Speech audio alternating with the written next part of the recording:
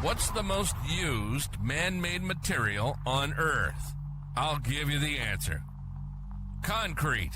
This is the Concrete Logic Podcast. Have you ever stopped to think about the sidewalks, driveways, bridges, or the buildings around you? They're all made from concrete. So why don't we discuss it more? In each episode of Concrete Logic, we'll explore a unique concrete-related topic with the help of industry professionals shaping the trade's future.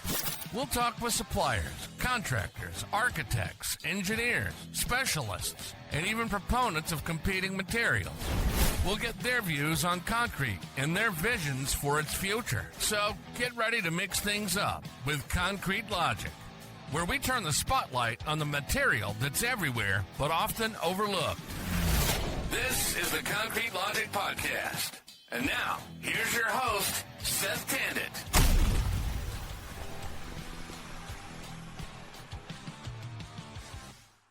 And welcome to another episode of the Concrete Logic Podcast. And today I have Dr. Jon Belkowitz with Intelligent Concrete back on the show.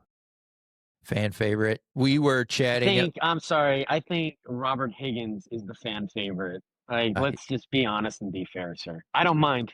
Credit where credit is due. You're probably in the top 10. How's that? I'll take top 20. Okay.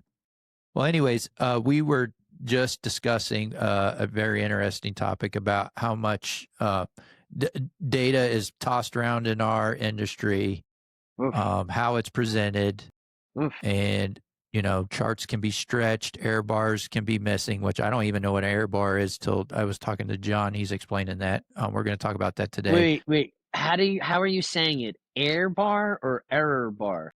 Well, from where I live, it's error bar.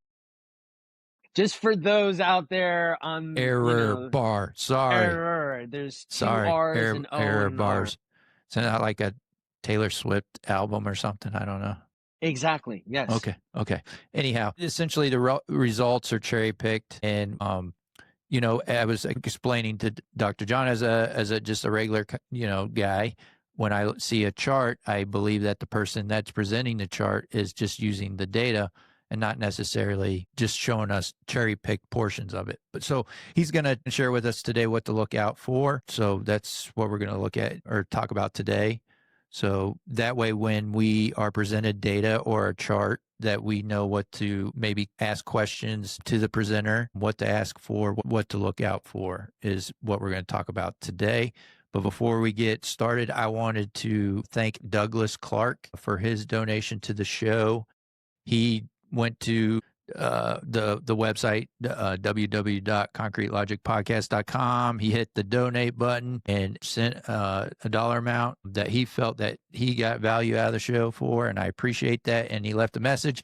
He said, I enjoy the podcast and I appreciate you discussing the topics that are so important to our industry.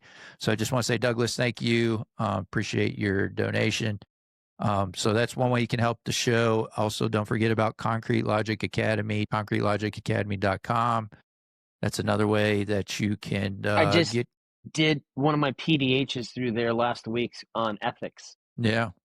There's so if you enjoy the show, the podcast, what you can do is you go to the academy, you can essentially listen to the same kind of format, but we add quizzes to it. So you take a quiz showing that you understand the topic, and then we can give you continuing education credit or professional development hours, depending on what class you take. So that's what that's there for. And then don't forget to, you can go to the podcast website and reach out and give topic or guest suggestions. If you feel like we are leaning too far to one side and you want to hear the other side of what we're talking about, please reach out. I want to make sure we're fairly balanced. I feel like that's based off of a conversation we had this morning. It is, and I appreciate the feedback that I get, good and bad. No, I do appreciate it. Hey, if anybody on the presidential debate committee is listening for U.S. president, I think Seth would be an amazing moderator. Amazing moderator.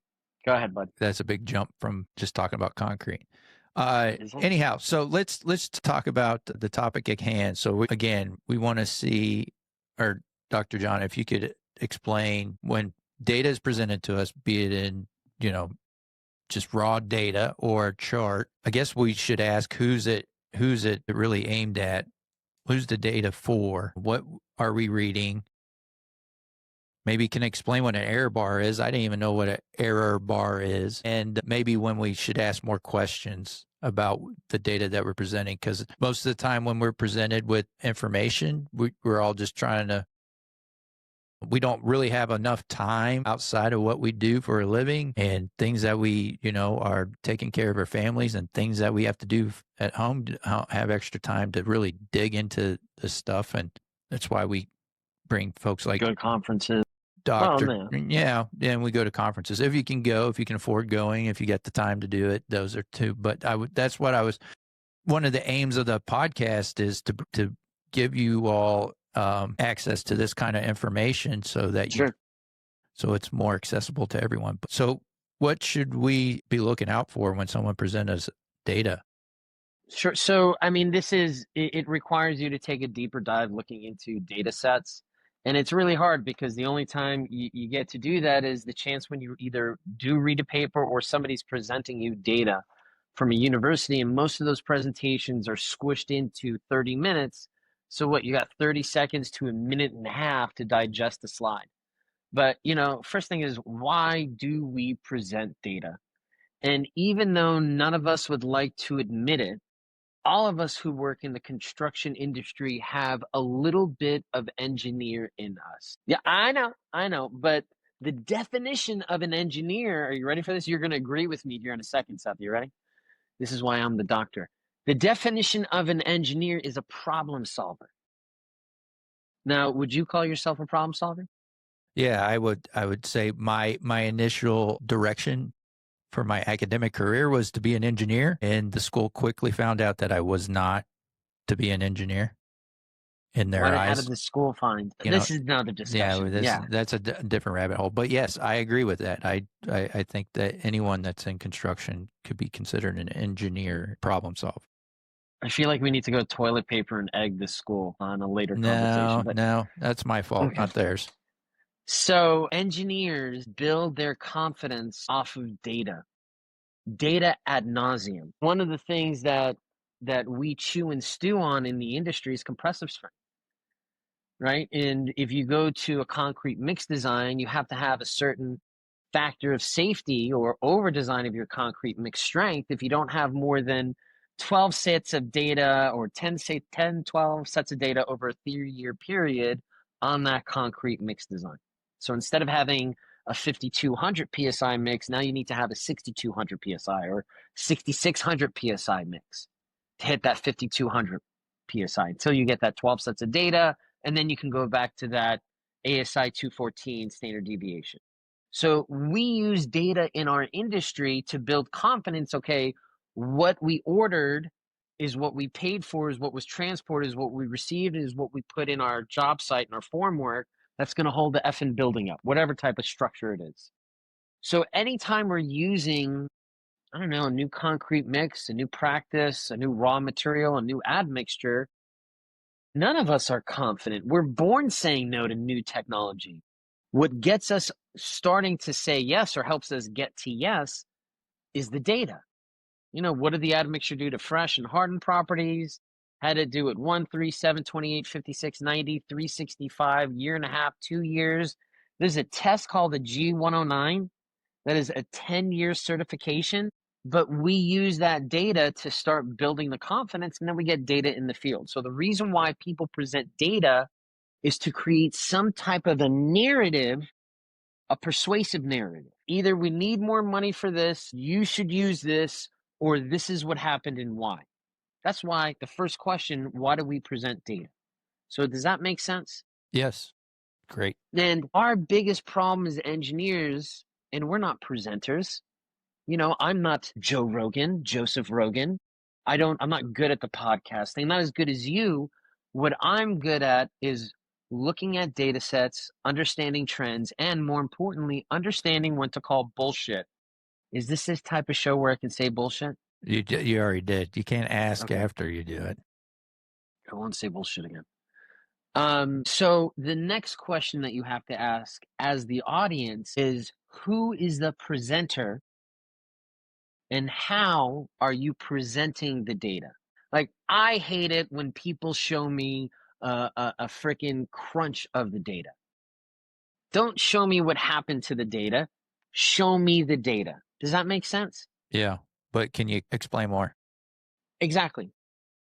What is one, and I think I've already said it, what is one data set that everybody in the concrete and construction industry knows about concrete? One data set that you can pick. Strength. Strength.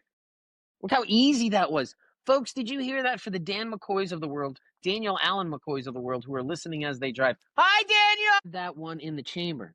Is that a fair assessment? Yeah. I mean, that's everybody goes to that As first. we've been raised on compressive strength, right? Like, we say strength, it doesn't necessarily mean compressive strength, but to us, compressive strength is everything. It's the easiest thing to get in the concrete industry. Oh, you need a little more strength? Throw a half a sack at it. If you go into ACI 318, there's like 6 or 7 equations that convert compressive strength into modulus elasticity, tensile strength, splitting tensile strength. Like, it goes on and on and on. So when we present strength or something, when we present an admixture and what it does to concrete, I don't want to see the effing normalized data. I want to see the reference, right? Yeah. I want to see the compressive strength at 7, 28, 56 days. Could be 1, 3, 7, 28. Could be 12 hours, 1 day, 4 days, 7 days. Whatever it is, I want to see over time. I want to see a growth or a regression. I want to see what's happening to the concrete, Yeah. Oh, right? what is normalized? When you normalize data, what is that? So there's so many different ways of doing it. It means you're taking the data and you're dividing it by something. And as concrete producers and as concrete engineers, if we use ACI code, I think it's 214 or ASTM C94, you use a normalization technique. And what you're supposed to present is cement efficiency at 28 days.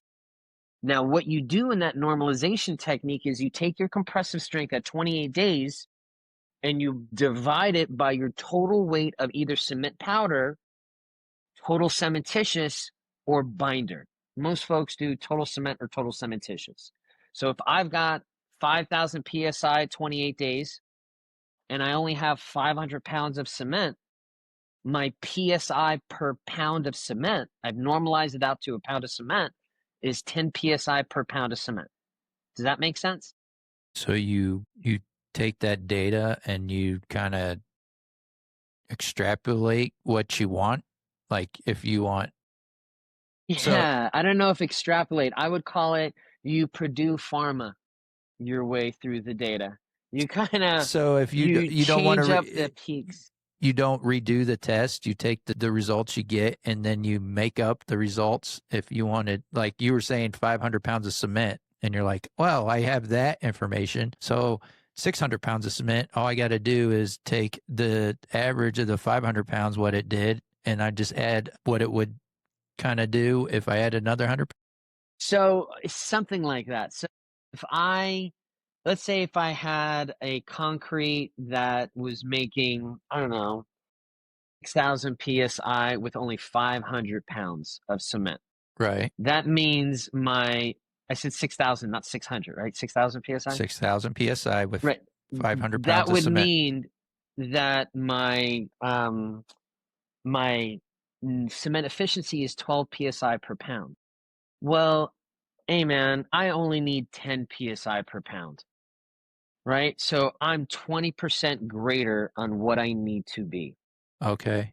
So there are ways to use and the normalizing of strength by cement weight that has been used for decades, and there is a lot that goes into it. One of the KPIs for most concrete companies.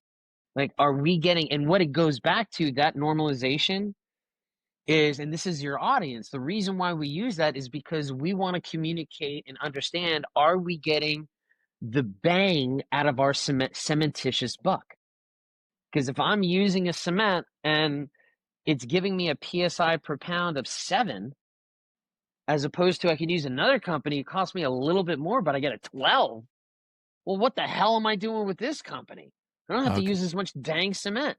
Right. But there's a reason why now the problem with, trusting people to choose their own normalization, like, hey, some people use the weight of cement.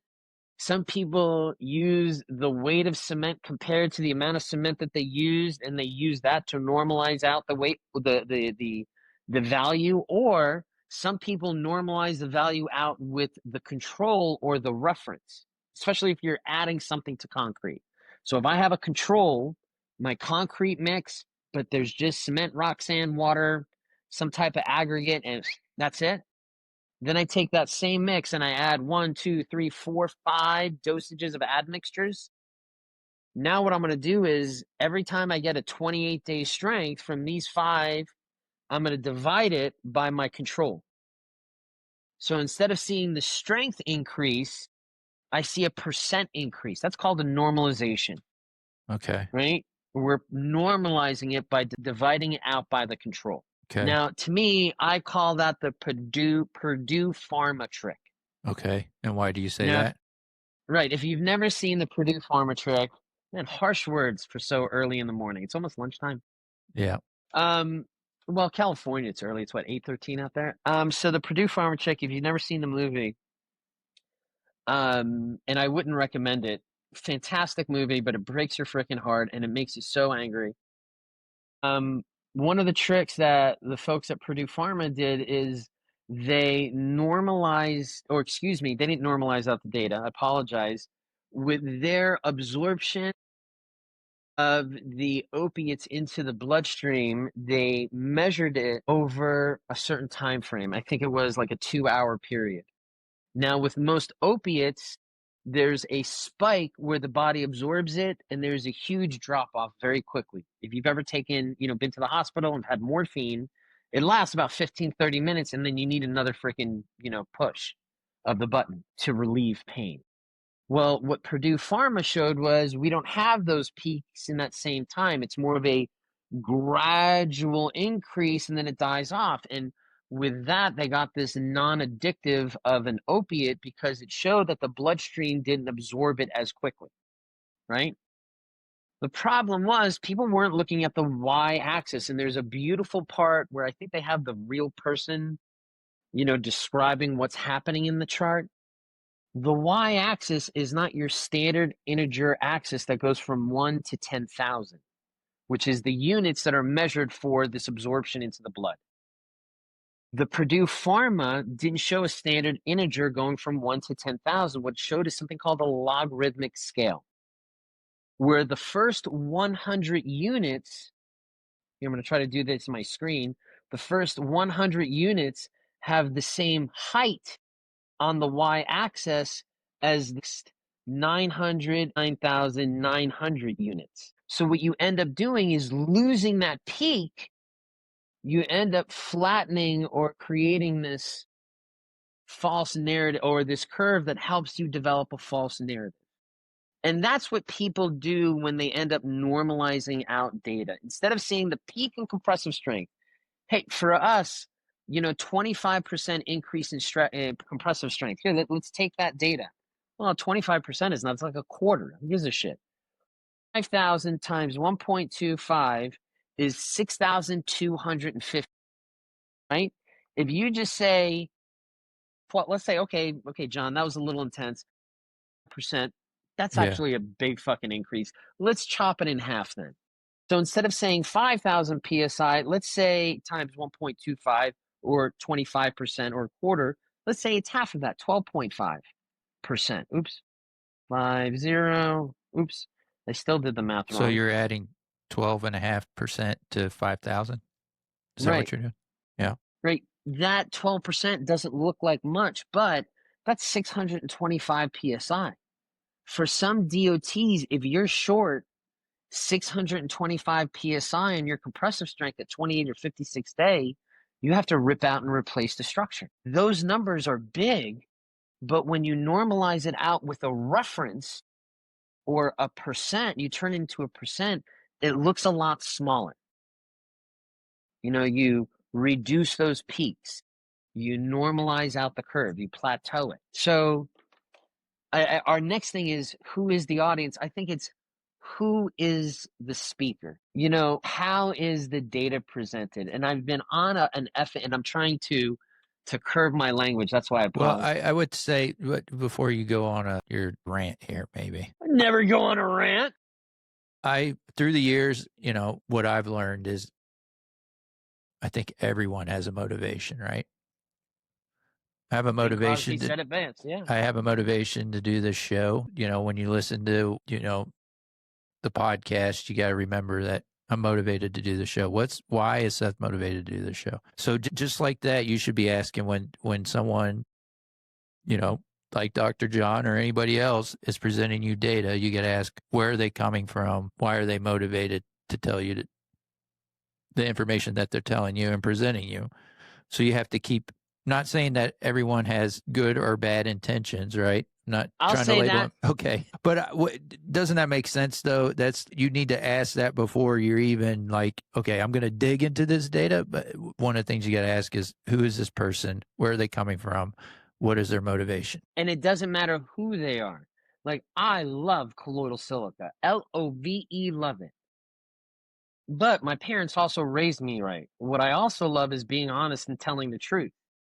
And the next topic that we're getting on is what are error bars, is a very important topic that isn't discussed enough, is presented, but isn't discussed in what people take a look at.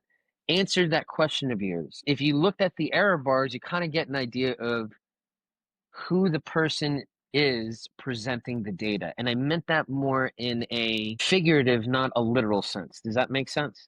No. Okay.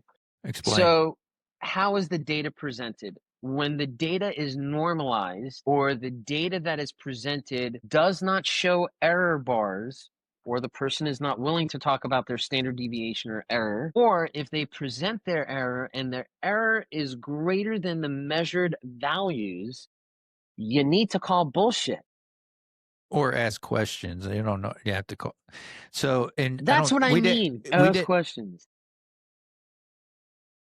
The error bars that I don't think we explained what those are. So on a bar chart, you pointed out to me that scatter plot, doesn't matter. Go ahead. Well, the ones you showed me and explained to me what it is. So you get, on a bar chart, it looked like an I, like a capital I that was at the top of the chart, and explained to me what that bars represents. Do you have a whiteboard on this thing?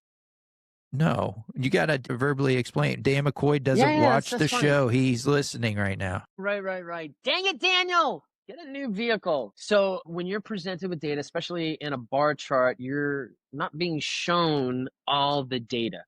The bar chart, the bar itself only goes back to a y-axis normally that gives you one value. 1 point. The 1 point, let's say it's 5, right? Let's go back to 5,000. Because I think it's important to explain that when someone presenting you the data like that, the bar chart, that they didn't do that test once, right? They've done it multiple times. So when someone sees bar chart, they're like, oh, they did that test once, and that was the value they came up with. What you're saying is they've done a bunch of tests. An average of 3, an average of 5. Right. Compressive strength, you're supposed to do an average of 3. Most people do an average of 2 or an average of 1. Dan, you couldn't see that one, could you, buddy? But you should do an average of 3 because that gives you a good standard deviation. And if you have an F up with one cylinder, you can throw it out. Right. So now you still got an average of 2. Which we've all probably experienced. If you've been on a concrete job or in the concrete industry long enough, you've had that problem.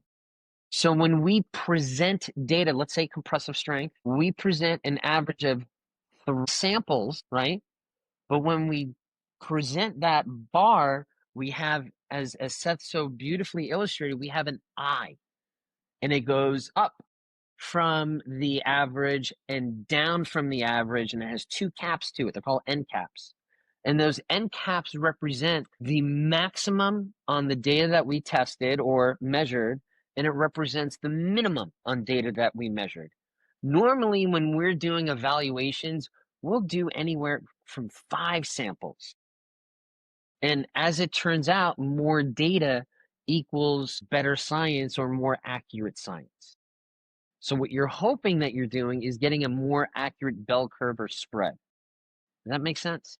Yeah, it does. So that Because the you're taller that eye is on a bar chart that's showing that the wider the data was received or whatever they came up with, right? so right. So for compressive strength, and you don't have to guess what they are. You don't have to, well, it should be, it shouldn't be. ACI 39, I have so many ACIs, but the compressive strength ACI, or is it 31, gives you the standard deviation that you're allowed, and I believe it's 3.2 or 3.5%. Let's say it's 3.2% just for argument's sake, and we have a 5,000 psi break that has an average. That means we can only go up to 5160 and down to 4,840 psi. If we have 2 break or 3 breaks that are 5,000, we have a fourth that's at 3,900, right? Or if we have 3 breaks, one's 3,900, one's 5,200, and the third one's 6,500, what you got is garbage. And you need to evaluate, is your person casting the mix crappy, or is something wrong with the machine? Is it not calibrated? Is it leaking oil while you're using it? So that has happened. I started working.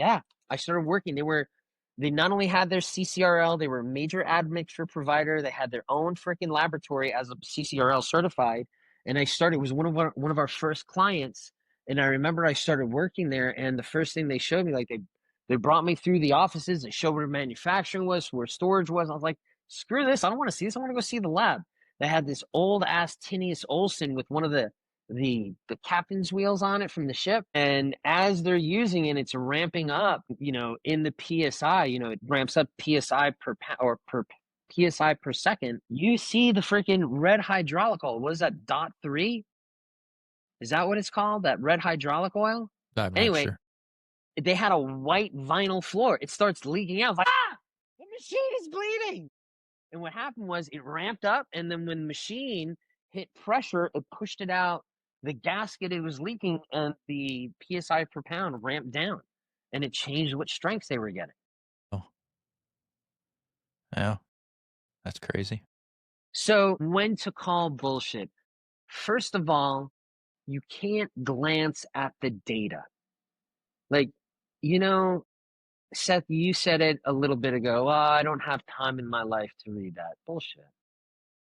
On average, most men spend about 8 hours in the bathroom a day. So I don't think that's true. I call it's BS on not that. true, but hey, I put it on a chart. If I put it on a chart with no standard deviation, you would fucking believe it. Yeah. No, you spend a lot of time in the bathroom. Risk getting pink eye, bring a paper in there with you. Right? Most of these papers are pretty easy to read, especially when you cut through the bullshit. And you don't have to read the entire paper. The abstract will tell you what's most in the paper, right? I don't know if anybody knows this. When you're looking at data, don't do it at the data at the presentation. That data is bullshit. That data is not peer reviewed most of the time. And what that means is, when data is not peer reviewed, that means nobody's checking over it. So for instance, I don't want to show data from a recent presentation that somebody gave. Seth said we have to be nice for some reason, but when you're presenting your data, the error bar should not exceed the measured value. And what that means is you didn't have a colleague review it, because a colleague would have said to you, hey, dude, you're going to look like an idiot if you present that, because that means your data is freaking worthless. So reading these papers, they're broken down into 4 sections really quick, because I can feel Seth wants to shut down the podcast. Yeah. We're getting to that time. I know. I can People smell don't it. have long, attention spans. We've been doing this for 31 minutes and 15 seconds. If it was Robert Higgins, you would go for an hour and a half. Well, okay. Yeah. Little jealousy. Calm down, Belkowitz. All right. All right. He'll be fine. I know I'm not the favorite. The way a paper is broken down, most of what you need is in one paragraph. It's in the abstract, right? Then there's an introduction, which is normally a page and a half to 2 pages. And there are some pretty drawings that tells you the background. And it really is the most interesting part. After that, there's a materials and methods. And it's just telling you type of sand, rock, cement, admixtures, the measurements of those, and the equipment they're using, the type of equipment and what standard they're using or what method they're using to measure. Then what it goes into is the raw results, or if somebody's being a prick, the normalized results. I don't mind if you show me the raw results and the normalized results. You should speak about both, but they should go through the results. You can kind of skip the material section and the results section and go straight to the discussion section. The discussion section is where they're going to explain why the results are significant.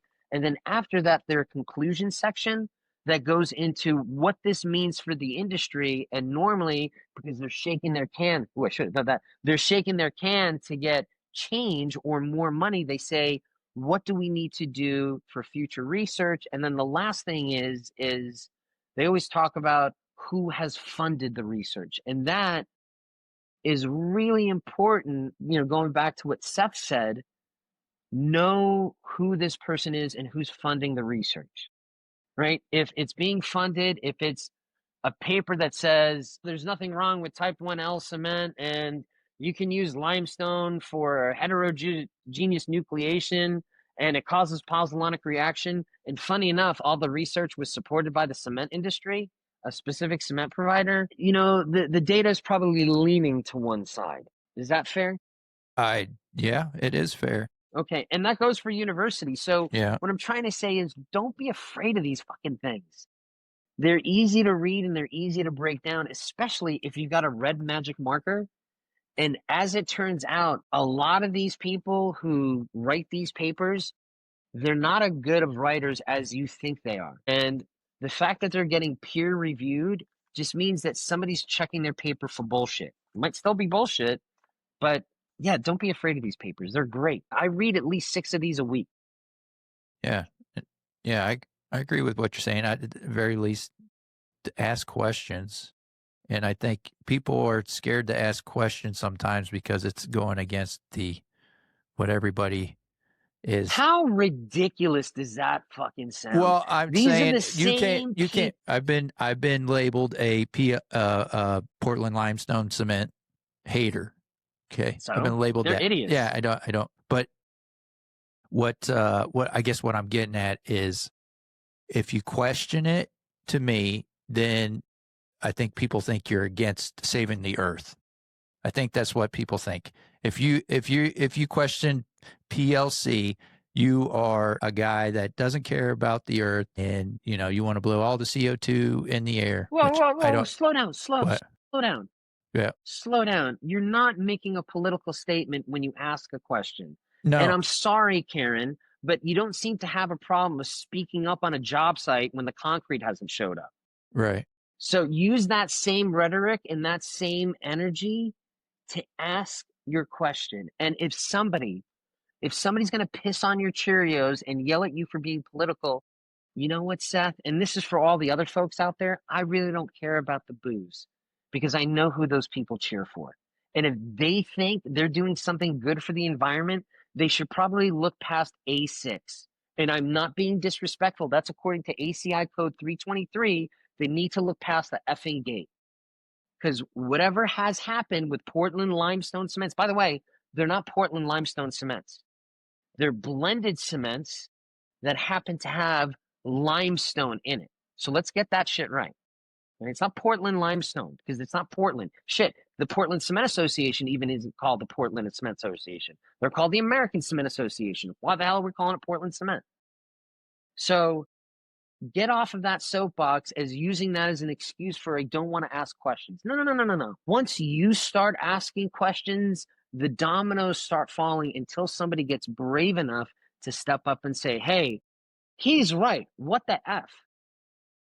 Like you, and for the audience, Seth is really one of the greatest moderators out there to a fault that you sometimes won't call. I say call bullshit. And no, you can't invite Jon because you can't put a muzzle on him. I'm sorry, but I'm 48 years old. I'm not going to change. Man, Seth is one of the calmest and most level-headed guys I've ever met. I don't know how you do it, man. Like, you have some of these people on your show that I would have been, bullshit! You're lying. No, that doesn't. There was somebody on your show who said you can put a silicate sealer down. It's not even a fucking sealer. You can put a silicate down and it'll protect your fresh concrete from freeze thaw. Do you know how much I would have I would have made that? I would not have been nice. I wouldn't be getting any presents from Santa Claus. Not that I get presents from Santa Claus, but Hanukkah Harry would be sending my presents to a freaking, penitentiary. Well, again, that's why I started this podcast, to give everyone a platform. So if you want to come on here and say, I'm wrong, Dr. John's wrong, the guy with the freeze thaw silicate protector is wrong, come on, Hey, man. wait. Bring, It wasn't freeze thaw. It was, hey, if you just put down some fresh concrete and it's about to be a freeze or a cold snap, put this shit down and it'll protect your concrete freezing. Sorry, go ahead. I gotcha. Well, I'm just inviting people, just because you don't hear that certain narrative on this show and you think I wouldn't let you on the show. I want you to come on the show. Let's all talk about it. This is the place to talk about. We're not hiding behind, doors at a conference either, where there's only, Is that why there's nobody only wants to be 20 a or guest? 30 people in a room and we can all talk about it. But to me, we need to open up and talk about this together. This podcast has a decent reach that I think you can talk to a lot of people. That's why I've only had 3 guests on my podcast, because I'm mean to my guests. You even said it. One day, Daniel and I were doing a podcast. It was on LinkedIn, and you typed in, like, we wouldn't be this mean to you on the Concrete Logic podcast, Daniel. Like, no shit. And guess what? He came on the show. I know he did. Hey, before I forget, there's somebody I need you to have on the podcast. And I think he's gonna retire soon. His name is Peter Taylor. And he wrote the book. You should read his book. Fantastic book. And I want you to talk about a really specific section. It's called Curing Concrete. It should be required reading for all concrete construction managers. Page 19 goes into the chemical composition of cement and what happens when certain compositions change. I would love you to ask him, is that page relevant anymore? And what does it mean now that we don't get that information? All right. I'll reach out, see if I can get Or just have him on there because, one, he's an amazing writer. He's been at the foundation of our industry. I learned from him most of us learned from him in the concrete mix design. And like you, he's level-headed, easy to fucking talk to. And I think he's got like a Southern African accent. Cool. Afrikaans. Nice. I think that's where he's from. I like South Africans. Rugby. Yeah, he's brilliant. But you've got to read his book, Curing Concrete. It's freaking awesome. And no spoilers, but at the end, you should cure your concrete. All right. With that, let's end the show today. Dr. Jon, thanks for coming back on. Appreciate it. And until next time, folks, let's keep it concrete.